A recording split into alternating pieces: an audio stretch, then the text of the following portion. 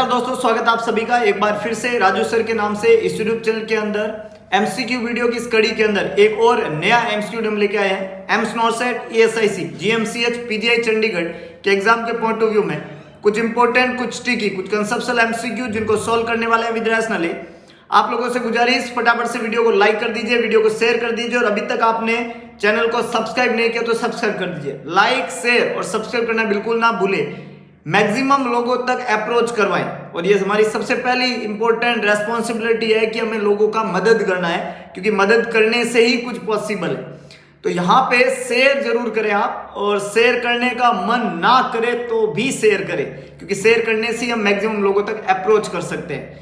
तो वीडियो को शुरू करने से पहले एक छोटी सी इंफॉर्मेशन नोबल नर्सिंग इंस्टीट्यूट की तरफ से। डॉक्टर एमडी सर का द्वारा संचालित इस इंस्टीट्यूट का ऑनलाइन और ऑफलाइन दोनों प्लेटफॉर्म अवेलेबल है। आप प्ले स्टोर पे जाइए, टाइप करिए नोबल नर्सिंग इंस्टीट्यूट, तो ऑनलाइन ऐप आपको नोबल नर्सिंग इंस्टीट्यूट का वहां पे दिखेगा। 5 स्टार रेटिंग का ये ऐप है, इस लोगो के साथ में आपको मिलेगा। इस ऐप को इंस्टॉल करना बिल्कुल ना भूलें और सेटिंग में जाके ऐप को रेटिंग दे दीजिए और उसके बाद में इंपॉर्टेंट रिव्यू वहां लिख दीजिए, जिससे ऐप के सारे कंटेंट आप लोगों के लिए खुल जाएगा। और ये ऑनलाइन प्लेटफॉर्म है जहां पे पीडीएफ्स, फ्री वीडियोज और test series, noble special welcome test series वहां पे अवेलेबल है। उसको देके आप अपने जो है ज्ञान का आंकलन कर सकते हैं। इसके अलावा ऑफलाइन स्टडी जो नोबल नर्सिंग इंस्टीट्यूट के है, लहरिया स्वीट होम के सामने, भगत की कोठी, न्यू पाली रोड, जोधपुर। अगर आप ऑफलाइन क्लासरूम स्टडी करना चाहते हो तो जुड़ जाइए टीम नोबल के संग, लहरिया स्वीट होम के सामने, Bhagat ki Kothi, new Pali road, Jodhpur. Offline classroom study जो है उसके लिए नया मॉर्निंग बैच शुरू हो रहा है 25 अप्रैल से। 25 अप्रैल से नया मॉर्निंग बैच है नोबल नर्सिंग इंस्टीट्यूट का। और ये जो नया मॉर्निंग बैच है ये नॉर्सेट 2021 और ईएसआईसी के लिए श्योर सिलेक्शन स्पेशल बैच की शुरुआत है। 25 अप्रैल से पहले आप अपना रजिस्ट्रेशन कंफर्म करें, क्योंकि 25 अप्रैल से पहले रजिस्ट्रेशन कराने पे 18,000 की जगह आपकी फीस लगेगी 15,999। अगर आप 25 अप्रैल से पहले रजिस्ट्रेशन करवाते हैं तो फीस लगेगा 15,999। 30 के 30 दिन क्लास रहेगी। हर मंडे को मेगा टेस्ट और इसके अलावा मिनी टेस्ट, जो कि इंपॉर्टेंट रहता है, जो आपके सिलेक्शन के लिए इंपॉर्टेंट रहते हैं। स्मार्ट स्टडी मतलब स्मार्ट कंटेंट के साथ में एमसीक्यू प्रैक्टिस सिलेक्शन का एक सबसे इंपॉर्टेंट हिस्सा है और वो नोबल नर्सिंग इंस्टीट्यूट आपको प्रोवाइड करेगा। तो बस अगर आप चाहते हैं नॉर्सेट 2021 को क्रैक करना तो बस इंतजार किस बात का, आज ही रजिस्ट्रेशन करवाएं। नंबर है 7272029029। नंबर रिपीट करता हूं, 7272029029। इस नंबर पे 1000 पे करके ऑनलाइन रजिस्ट्रेशन करवाएं। लिमिटेड सीट है और टाइम से रजिस्ट्रेशन करवाएं और बेहतरीन स्टडी मटेरियल का फायदा उठाते हुए अपना भविष्य सिक्योर करें। तो मैं शुरुआत करता हूं एक बेहतरीन एमसीक्यू सेशन की, और आज के इस एमसीक्यू सेशन का सबसे पहला क्वेश्चन आप लोगों के लिए ये रहा। पूछा क्या जा रहा है, which of the following fetal position is most favourable for birth. हमने बर्थ के लिए सबसे फेवरेबल पेल्विस की बात की, दैट इज गायनेकोइड, इसको हमने फीमेल पेल्विस बोला। हमने बर्थ के लिए सिचुएशन की अब बात कर रहे हैं कि मोस्ट फेवरेबल फीटल पोजीशन कौन सा होना चाहिए।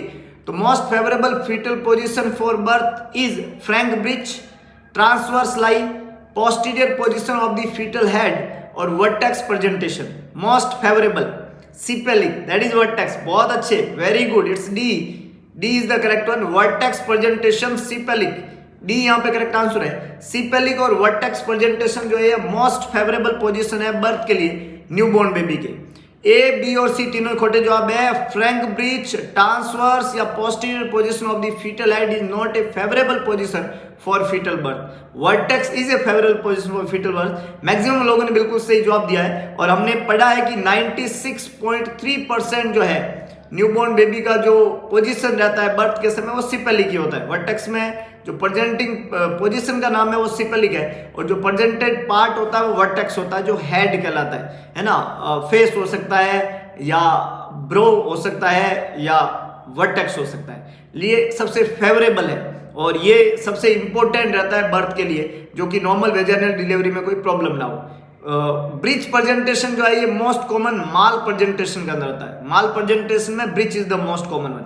ये दोनों बातें हमने डिस्कस किया था और यहां से एक क्वेश्चन एग्जाम के अंदर बनता है, आपको याद रखना है। फ्रैंक ब्रिज इसका टाइप है ब्रिज प्रेजेंटेशन का। एक ट्रांसवर्स लाई में भी नॉर्मल वेजाइनल डिलीवरी होना पॉसिबल नहीं होता, ये भी माल पोजीशन कहलाती है। आगे लेके चलता हूं, नेक्स्ट देखिएगा।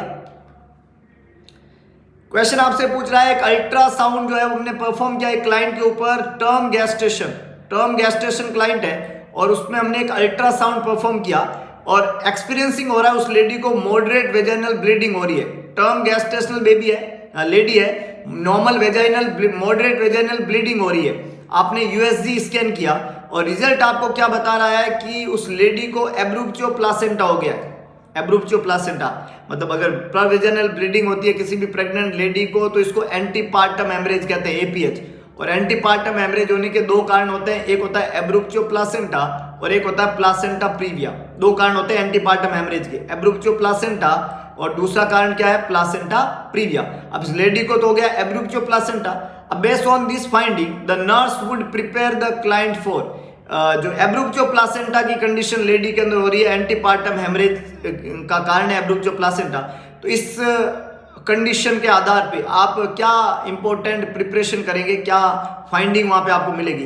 फर्स्ट है the need for weekly monitoring of coagulation study. Weekly coagulation study करें, मॉनिटर करें उसका पीटीआईएनआर और एपीटीटी। कोएगुलेशन स्टडी में आता है पीटीआईएनआर और दूसरा क्या आता है APTT, activated partial thromboplastin time, APTT. तो ये असेस करें until the time of delivery तक, ये कोएगुलेशन स्टडी करें weekly. Strict monitoring of intake and output, IO monitoring करें स्ट्रिक्टली।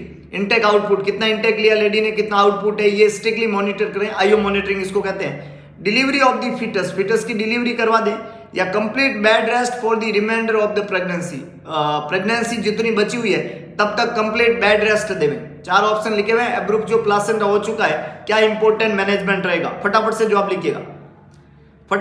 लिखिएगा। चार कंडीशन है, कोएगुलेशन स्टडी करेंगे, स्टिक आईओ मॉनिटरिंग करेंगे, बेड रेस्ट देंगे या डिलीवरी करा देंगे फीटस का।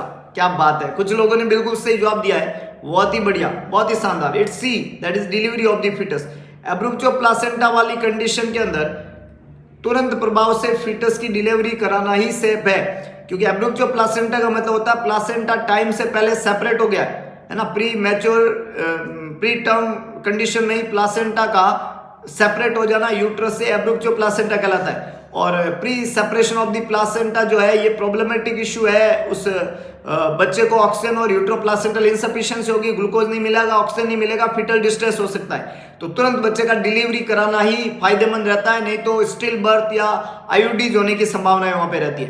तो एब्रूप्चो प्लासेंटा वाली कंडीशन में तुरंत फीटस डिलीवरी करवानी होती है, इमीडिएट एक्शन काम में लेना होता है, हम इंतजार नहीं कर सकते। कोएगुलेशन स्टडी या आईओ का संबंध एब्रूप्चो प्लासेंटा से नहीं रहेगा। तो यहाँ पे करेक्ट आंसर क्या बनेगा, C, that is delivery of the foetus. बहुत ही बढ़िया, बहुत ही शानदार। आगे लेके चलता हूं, नेक्स्ट देखिएगा।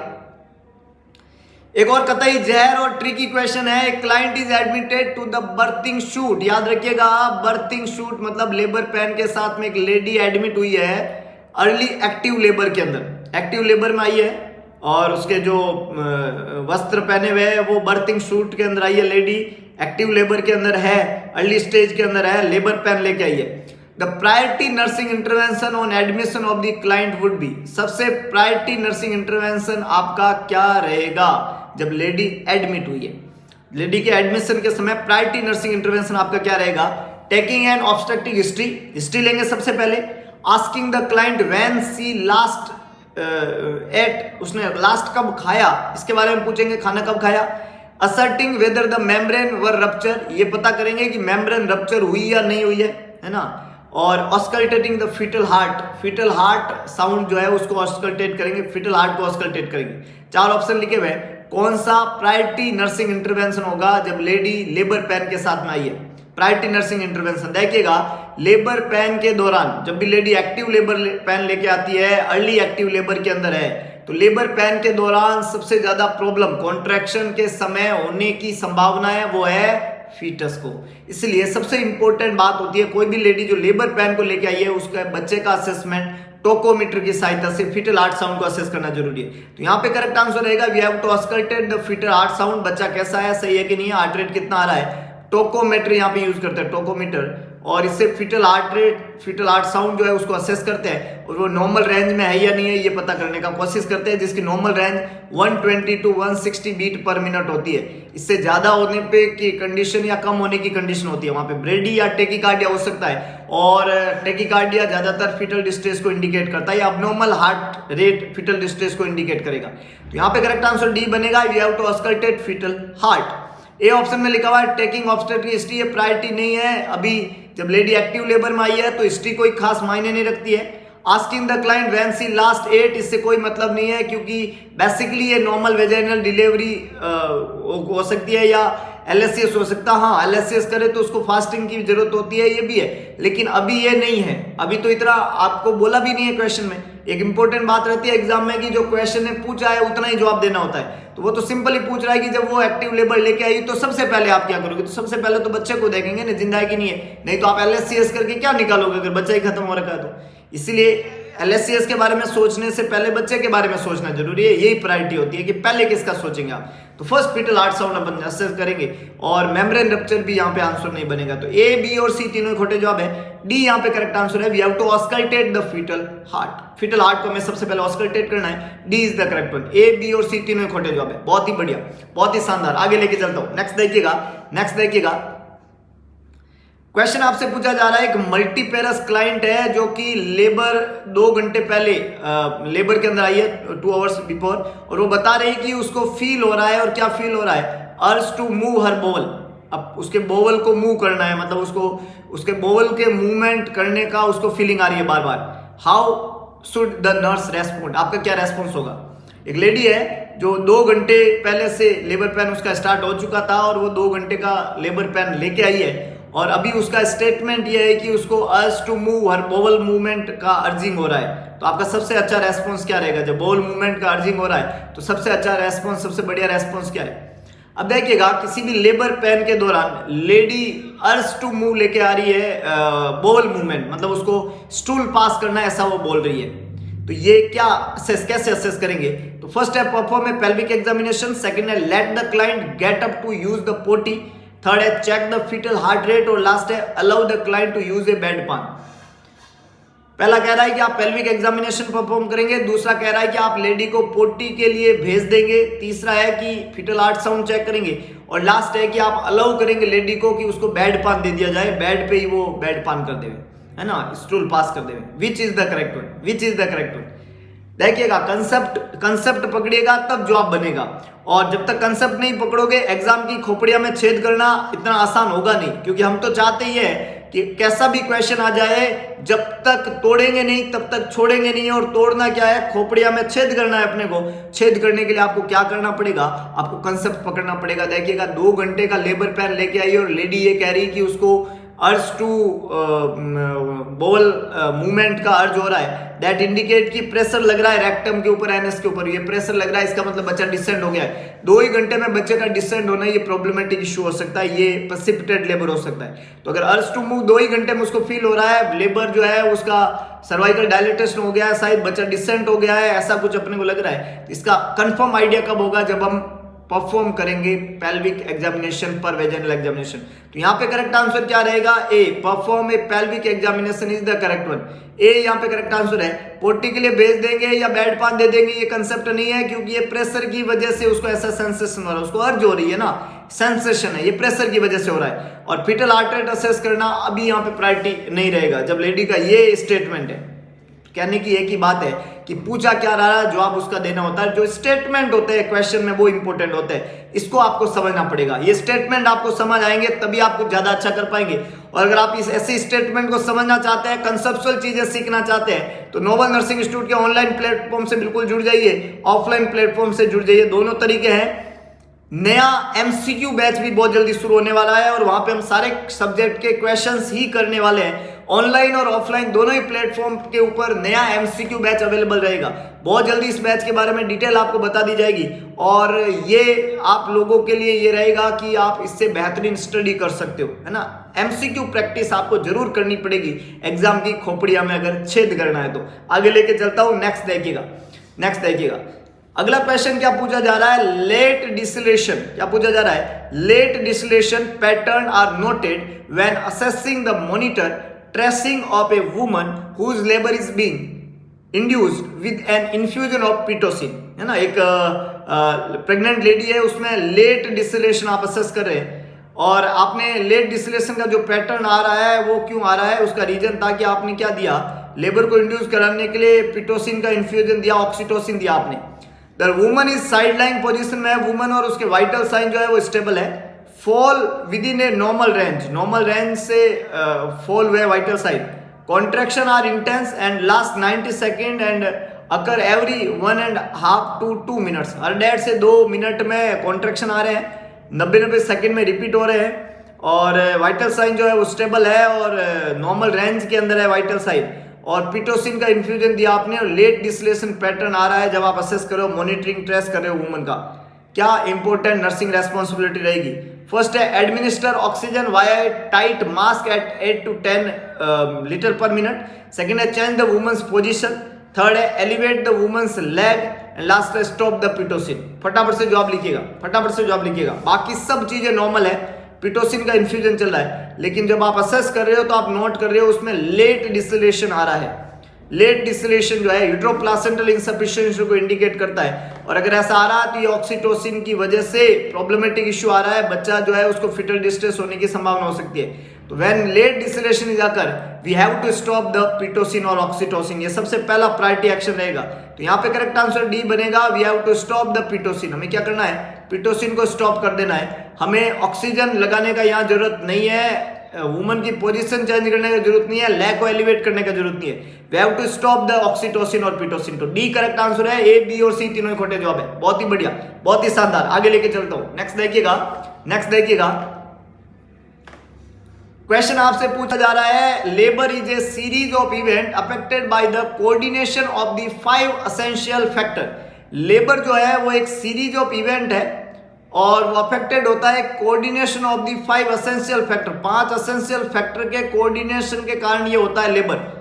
लेबर एक सीरीज ऑफ इवेंट है जिसमें 5 एसेंशियल फैक्टर्स काम करते हैं। One of these is passenger, एक फैक्टर है पैसेंजर जिसको फीटस बोलते हैं, ये एक फैक्टर है। 5 फैक्टर यहां पे काम करते हैं जिसमें एक फैक्टर है पैसेंजर जिसको हमने फीटस बोला। विच और दी अदर 4 फैक्टर्स, बाकी 4 फैक्टर कौन से, 5 फैक्टर होते हैं उसमें एक फैक्टर होता है पैसेंजर, बाकी 4 फैक्टर और कौन से होते हैं, passage way, contraction, placental position and function, psychological response, contraction, maternal response, placental position, psychological response, passageway, placental position and function, paternal response और psychological response, contraction, passageway, placental position and function, pattern of care। 4 अलग अलग यहाँ पे option है। एक factor तो है passenger that is foetus, दूसरा 4 जो एसेंशियल फैक्टर है उनमें एक इंपॉर्टेंट और फैक्टर होता है पैसेजवे, रास्ता। कौन सा, रास्ता। पहला कौन सा हो गया, फीटस, दूसरा हो गया पैसेजवे, रास्ता, तीसरा है कॉन्ट्रैक्शंस, रिदमेटिक हो रहे हैं, सही से हो रहे हैं कि नहीं हो रहे हैं ये देखना होता है। चौथा फैक्टर है placental position and function, placenta की पोजीशन क्या है और वो फंक्शन कैसा कर रही है, ये इंपॉर्टेंट फैक्टर है। एंड लास्ट है साइकोलॉजिकल रेस्पॉन्स, साइकोलॉजिकल रेस्पॉन्स भी चेक करना जरूरी है। तो 5 फैक्टर होते हैं, 4 है passageway, contraction, placental position, function and psychological response, और पहला खुद कौन सा होता है, पैसेंजर दैट इज फीटस। तो पैसेंजर, पैसेजवे और contraction, placental position and function और साइकोलॉजिकल रेस्पॉन्स, ये सारे पी ज्यादातर है इसके अंदर, इसको आपको याद रखना है क्योंकि ये पी जो है वो लेबर से संबंधित होते हैं। तो यहाँ पे करेक्ट आंसर ए बनेगा, बी सी और डी तीनों ही खोटे जवाब है क्योंकि ये नहीं बनेगी, क्योंकि इसमें कुछ ना कुछ अबनॉर्मल सा दिया हुआ है, जबकि एग्जैक्टली यही पॉइंट सारे के सारे इंपॉर्टेंट रहते हैं लेबर के प्रोसेस के अंदर, नॉर्मल लेबर के अंदर बहुत ही इंपॉर्टेंट है। ये सीरीज ऑफ इवेंट है और जिसको अफेक्ट करने वाले ये सारे फैक्टर है ना, बच्चा कैसा है, रास्ता कैसा है, प्लासेंटा की पोजीशन कैसी है, साइकोलॉजिकल रेस्पॉन्स कैसा है मदर का, कॉन्ट्रैक्शन कैसा है, ये सारे के सारे मैटर करते हैं नॉर्मल लेबर के लिए, नॉर्मल वेजाइनल डिलीवरी के लिए। आगे लेके चलता हूं, नेक्स्ट देखिएगा, नेक्स्ट देखिएगा, एक और कतई जहर question, multiple time repeated question है, नॉर्थ सेट इसको कई बार पूछता है। कंसेप्ट समझिएगा क्योंकि कंसेप्चुअल स्टडी आपका भविष्य निर्माण कर सकती है और एक कंसेप्चुअल स्टडी का जरिया है नोवल नर्सिंग इंस्टीट्यूट। ऑनलाइन और ऑफलाइन दोनों प्लेटफॉर्म अवेलेबल है। आज ही जुड़ जाइए टीम नोवेल के संग और कंसेप्चुअल स्टडी की शुरुआत कर दीजिए। बेहतरीन भविष्य निर्माण की जर्नी आज ही से शुरू कर दीजिए। पूछा जा रहा है, एक फिजिशियन जो है वो नर्स से पूछ रहा है, ask the nurse the frequency of a labouring client's contraction. Labouring client के कॉन्ट्रैक्शन की फ्रीक्वेंसी के बारे में फिजिशियन पूछ रहा है नर्स से। The nurse assess the client's contraction by timing from the beginning of one contraction. मतलब ये पूछा गया है कि फ्रीक्वेंसी का क्या मतलब होता है ना, जो कॉन्ट्रैक्शन है उसमें फ्रीक्वेंसी का क्या मतलब है। तो नर्स रेस्पॉन्स दे रही है कि फ्रीक्वेंसी का मतलब होता है क्लाइंट्स के contraction by timing from the beginning of one contraction, एक कॉन्ट्रैक्शन के शुरू होने से लेकर to the beginning of the next contraction to the end of the second contraction until the time that the uterus become very firm और until the time it is completely over। चार option यहां पे लिखे हुए, कौन सा correct answer बनेगा। Frequency का क्या मतलब होता है, client's contraction by timing from the beginning of one contraction, एक कॉन्ट्रैक्शन की शुरुआत से लेके कब तक। जवाब लिखिएगा। बहुत बढ़िया, कुछ लोगों ने जवाब देने की कोशिश की and the correct answer is A, to the beginning of next contraction, अगले कॉन्ट्रैक्शन के शुरू होने तक।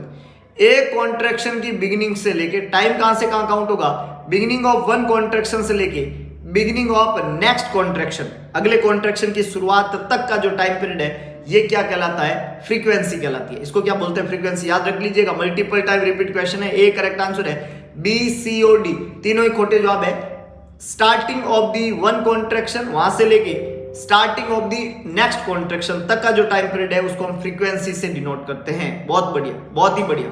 आगे लेके चलता हूं, नेक्स्ट देखिएगा novel nursing institute online platform के बारे में थोड़ा बताना चाहूंगा। ऑनलाइन प्लेटफॉर्म पे कुछ मटेरियल तो एकदम फ्री अवेलेबल है। आपको ऐप इंस्टॉल करना है प्ले स्टोर पे जाके और सेटिंग में जाके ऐप को रेटिंग देनी है और रिव्यू लिखना है, जिससे आपको ऑनलाइन नोवेल नर्सिंग इंस्टीट्यूट जो ऐप है वहां के सारे कंटेंट खुल जाएंगे। इसके अलावा वहां पे आपको कुछ पेड कंटेंट भी मिलेगा, जो है CHO test series. 35 test paper है, 1500 से भी ज्यादा, 1000 से भी ज्यादा, मतलब लगभग 1500 से 2000 MCQs है। अगर आप CHO की टेस्ट प्रैक्टिस करना चाहते हो तो ये MCQ आपके लिए बहुत मददगार होंगे। आज ही आप परचेज कर सकते हो मामूली प्राइस में, जो कि है 299 रुपए। फोन पे या गूगल पे कर दीजिए। नंबर है 7272029029। नंबर रिपीट करता हूं, 7272029029। इस नंबर पे 299 फोन पे या गूगल पे करके आज ये टेस्ट सीरीज आप परचेज कर सकते हो। और इंपॉर्टेंट चीज है, इसका फायदा उठा के आप एक टेस्ट प्रैक्टिस वहां पे कर सकते हो नोवेल नर्सिंग इंस्टीट्यूट के संग। दूसरा, नोवेल नर्सिंग इंस्टीट्यूट का ऑफलाइन क्लासरूम स्टडी आप करना चाहते हो, 6 मंथ की क्लासरूम स्टडी एम्स नॉर्सेट और ESIC 2021 के लिए, तो आज ही जुड़ जाइए टीम नोवेल के संग। 25 अप्रैल से नया मॉर्निंग बैच शुरू हो रहा है। डेट नोट कर दीजिएगा, 25 अप्रैल से नया मॉर्निंग बैच शुरू हो रहा है। 25 अप्रैल से पहले रजिस्ट्रेशन करवाने पे आपकी टोटल फीस लगेगी 15,999। 25 अप्रैल से पहले रजिस्ट्रेशन करवाने के लिए नंबर है 7272029029। इस नंबर पे फोन पे या गूगल पे कर सकते हैं 1000 रुपीज। नंबर रिपीट करता हूं, 7272029029। और after paying registration fees screenshot इसी नंबर पे व्हाट्सएप कर दीजिएगा, ताकि आपकी सीट कंफर्म हो सके। कोविड गाइडलाइन के चलते लिमिटेड सीट्स वहां पे अवेलेबल है। पहले आओ पहले पाओ का प्रोसेस है। 25 अप्रैल को नया मॉर्निंग बैच 6 मंथ का 30 से 30 दिन क्लास, हर मंडे को मेगा और साथ में मिनी टेस्ट, 3000 से भी ज्यादा MCQ प्रैक्टिस और with conceptual study team novel आपको प्रोवाइड करा रहा है। तो इसी महत्वपूर्ण इंफॉर्मेशन के साथ में आज का ये वीडियो लेक्चर यहीं पे खत्म करते हैं। होप सो आपको वीडियो पसंद आएगा, तो वीडियो को लाइक और शेयर करना ना भूलें और कमेंट बॉक्स में अपना सुझाव जरूर डालें। और इसके अलावा एक काम करें, भगवान कृष्ण ने कहा था कि सारथी बने स्वार्थी ना बने, तो दिखा दीजिए सारथीपन और कर दिखाइए ऐसा कि दुनिया करना चाहिए आपके जैसा। अगर आप कुछ बेहतरीन और कंसेप्चुअल पढ़ रहे हो और सुन रहे हैं, तो आप एक बेहतरीन प्लेटफॉर्म पे मिलेंगे दोबारा एक नए MCQ सेशन के साथ में, कुछ इंपॉर्टेंट, कुछ ट्रिकी, कुछ कंसेप्चुअल MCQ। तब तक के लिए जय हिंद, जय भारत, जय महाकाल।